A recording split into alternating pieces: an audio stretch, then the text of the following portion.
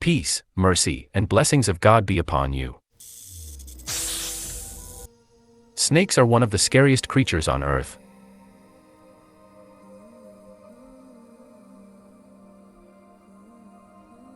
These strange creatures are found in almost all environments. In swamps, forests, deserts, grasslands, gardens, and even in residential areas and cities. Snakes prey on their prey by injecting venom into them or by forcefully squeezing them to death. It is known that they often do not attack humans unless they sense some kind of danger. But they will resort to biting any object larger than themselves if they feel trapped, and that something threatens them. That is why we always try to avoid them and their dangerous toxins. Because their venom itself is a big story. A strange chemical composition produced by the bodies of snakes is completely different from any natural or found in nature. Once it spreads inside the body, it can cause the death of any living organism. The question that arises here is, why is this snake not affected or die? Because of its venom. Because the snake is a creature like any other. His body is normal, made up of cells, tissues, and organs. There is nothing magical about him, which means this poison does not kill him. How can the tissues and organs of the snake resist the poison contained in them? And if the snake bites itself, does it die or not? Welcome.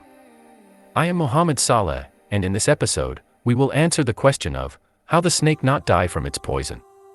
And before we start, if you are still new to the channel, do not forget to subscribe and activate the bell, so that our videos reach you first.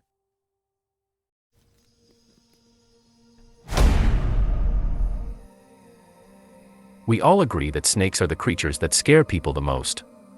They are almost the most fearsome creatures to humans. This even though it is not one of the strongest animals of all. I mean, if we now make a simple comparison between the snake and the falcon. Are you afraid of hawks? Often the answer is no. Rather, most of us love hawks or birds in general. Several breeders keep falcons as pets and live with them in gardens.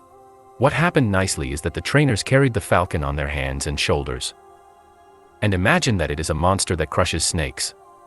Hawks are very keen on catching snakes and can easily overpower them. But also the snake still has a frightening effect on the psyche. Even if we compare snakes with predatory animals such as lions and tigers, you will find people who love lions and open up to them psychologically compared to snakes. Although the lion fought literally, it is thousands of times stronger and fiercer than snakes. Snakes are cold-blooded reptiles. Their bodies are covered with scales. They have no limbs. No external ears, but her ears are inside, nor even eyelids. There are many of them of different lengths and sizes. This green anaconda, for example, is the heaviest snake in the world. It weighs 250 kilograms. The reticulated python is the longest snake in the world, reaching 9 meters in length, equivalent to the height of a 3-story building.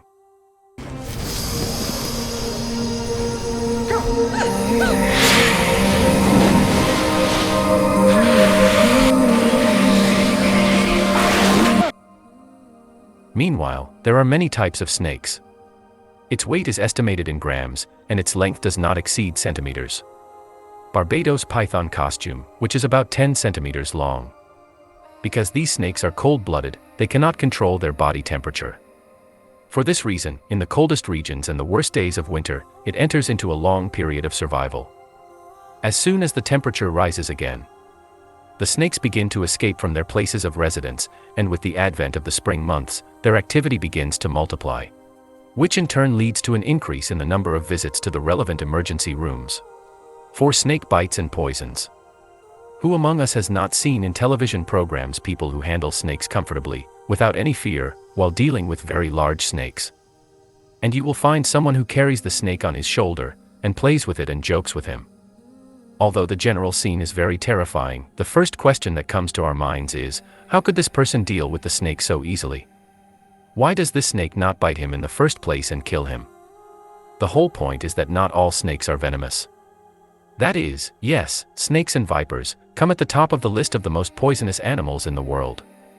But not all of them secrete toxins. Only certain species can inject toxins through specific pathways and tubes found within the canines. About 2,800 different species of snakes have been discovered in the world. Only 10% of them, or only about 300 species, are classified as venomous snakes. There are about 50 of them in the countries of the Arab world. As for the rest of the species, there is no danger from them. These types are often used in programs and presentations. Even venomous snakes also differ in their danger and toxicity from one species to another. There are very dangerous species, and others do not represent any danger. But wait a second, how is it poisonous but does not represent a danger? This topic we can clarify with an example, such as the sea snake. The sea snake is one of the snakes that has a high degree of poison, but despite this, this poison does not appear in his bites at all. This is because it is a non-aggressive snake. In addition, his fangs were originally extremely short. I mean, even when they bite any other marine animal, they don't inject any poison into it. Unfortunately, there is no specific method by which we can determine whether the snake in front of us is venomous or non-aggressive. For this reason, it is assumed that, if anyone sees any snake, regardless of its type, color, or size, he should avoid it immediately so as not to suffer any harm. Let's ask a simple question: why are snake venoms so deadly? According to the World Health Organization, more than 100,000 people die every year due to the venom of snakes and large snakes. And about 300,000 cases of amputation of limbs because of their poisonous bites. And the reason that the venoms of snakes and the large snake are deadly and reach the point of amputation is that these toxins are very complex chemically. Snake venom is a complex mixture of proteolytic enzymes. These enzymes destroy body tissues, break down proteins, allow blood to clot, and contribute to bleeding and swelling. However, the venom is mostly unaffected by heat or drought and is resistant to a large number of drugs. It also targets two pathways in very dangerous parts of the body. The first path, it directly attacks the blood, causing blood poisoning, which leads to the destruction of red blood cells, which are considered one of the most important components of the blood. The second path is that it captures the nervous system directly and cuts off all communication processes between neurons and each other. It is unfortunate that if the bite occurs and is left untreated, the damage to the tissues increases without stopping, and it is like a locust that devours the green and dry matter. You may end up losing a limb or a finger to avoid the damage spreading to the rest of your body. The problem with the difficulty doctors have in finding a specific serum for snake venom is that there are so many toxins. Each poison of them needs a different serum to treat it. This means that there is no satisfactory serum that treats all snake venoms in the world. You can imagine that the degree of difference in toxicity can flourish in one species due to the different feeding of this snake from other snakes. For example, the carbuncle snake that lives in Morocco secretes a type of poison that differs from that found in northern India, because the first feeds on beetles and the second feeds on mice. And if we make a serum that treats the bite of that person in Morocco, and we try to treat it with a patient who was bitten by the same snake in northern India, the degree of impact of the vaccine on him will be 0. Okay, let's answer a very important question. Why didn't the snake die from its poison? The snake contains a large amount of toxins inside its body. So why does his poison affect all creatures and not affect him at all? The answer to this question is that the poison is not found in the rest of the snake's body, as some believe. The poison is found in a special part of its body, called the storage gland. This is a sac-like gland that keeps the poison inside. It makes the poison completely away from the rest of the cells and organs of the snake's body from the inside. But there is another very important issue, and that is that the snake's venom is designed to be active through the blood only. But if it enters the diet through the snake's stomach can break down the proteins that make up the venom through its digestive juices. This explains the famous situation when the snake begins to bite some animals, such as rats, and injects its poison into them, then swallows them again without being infected with anything. The reason for this is that, if the venom enters the snake again through the stomach, its gastric juices can break down the venom proteins.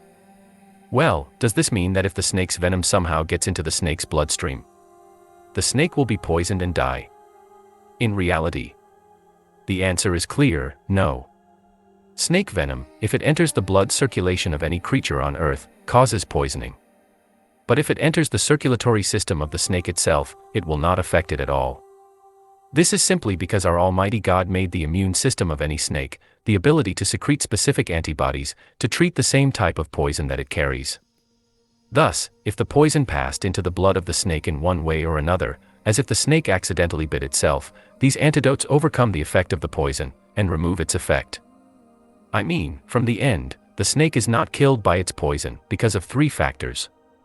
First, the poison is kept in a special bag. And when the poison enters his body again, it is through the stomach, and in this case the stomach juices can overcome it. Third, if the poison has passed into the blood of the snake, then which snake carries in its body an antidote to the same type of poison that it carries. This is how we answer today the question of how the snake does not die with the poison inside it, and who enters the channel for the first time. So in this channel we answer questions that may come to your mind, day or night, and as usual, if a question comes to you that confuses you, write to us in the comments, so that we welcome you to it. If you like the video, do not forget to like and share with friends, and activate the bell in order for our videos to reach you first. And see you in the next episode. Bye.